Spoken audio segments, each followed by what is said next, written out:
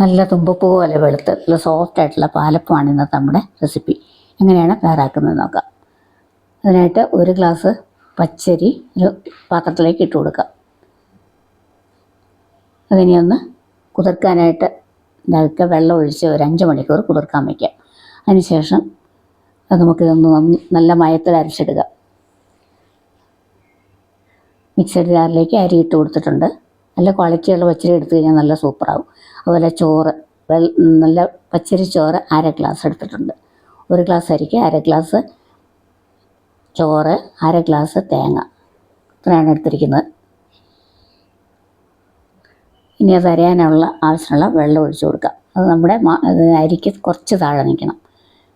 നല്ല സോഫ്റ്റായിട്ട് അരച്ചെടുക്കണം. ഒട്ടും തരിയില്ലാതെ തന്നെ ഇത് അരച്ചെടുക്കണം. അപ്പോഴാണ് അപ്പത്തിന് മയം ഉണ്ടാകുന്നത്. ഇത് നമുക്ക് പാത്രത്തിലേക്ക് മാറ്റി വയ്ക്കാം.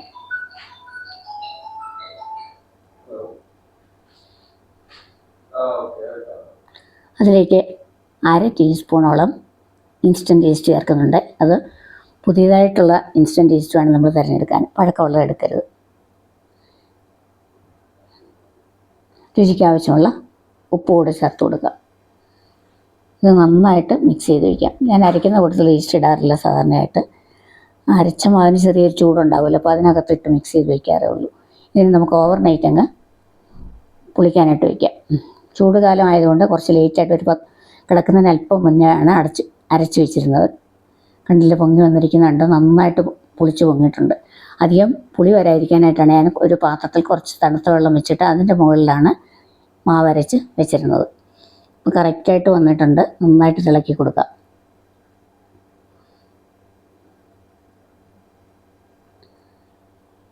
അതിനൊരു അപ്പച്ചട്ടി വെച്ച് കൊടുത്തിട്ടുണ്ട്.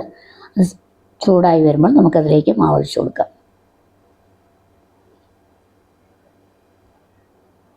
ഹൈ ഫ്ലെയിം ഒരുപാടങ്ങ് ചൂടാവരുത് പാത്രം. അപ്പം നമുക്ക് ഷേപ്പൊന്നും കിട്ടുകയില്ല. ചുറ്റിക്കുമ്പോൾ അതങ്ങ് ഒന്നിച്ച് കൂടും. അപ്പോൾ ഒരു തവി മാവ് ഒഴിച്ച് കൊടുത്തിട്ടുണ്ട്.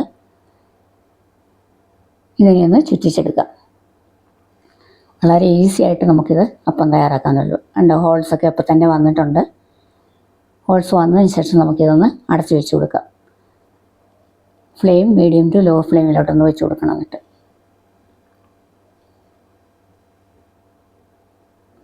2 മിനിറ്റ് അങ്ങനെ ഇരിക്കുമ്പോഴത്തേക്ക് നന്നായിട്ട് അത് വേവൊക്കെ റെഡി ആയിട്ടുണ്ട്.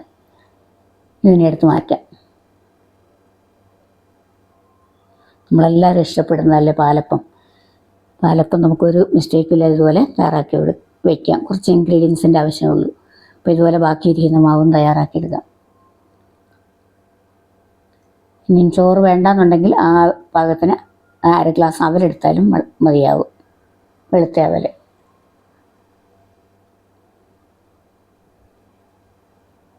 അപ്പോൾ ഇത്രയേ ഉള്ളൂ. നമ്മളുടെ സിമ്പിളായിട്ട് തയ്യാറാക്കുന്ന പാലപ്പം തയ്യാറായിട്ടുണ്ട്. വീഡിയോ ഇഷ്ടമായാൽ നിങ്ങൾ ലൈക്ക് ചെയ്യാനും ഷെയർ ചെയ്യാനും സബ്സ്ക്രൈബ് ചെയ്യാനും ഒന്നും മറക്കരുത്. ഹൈപ്പ് ചെയ്യണം. പിന്നെ മറ്റൊരു അടിപൊളി വീഡിയോയുമായി വരുന്നവരേക്കും എല്ലാവർക്കും ബൈ.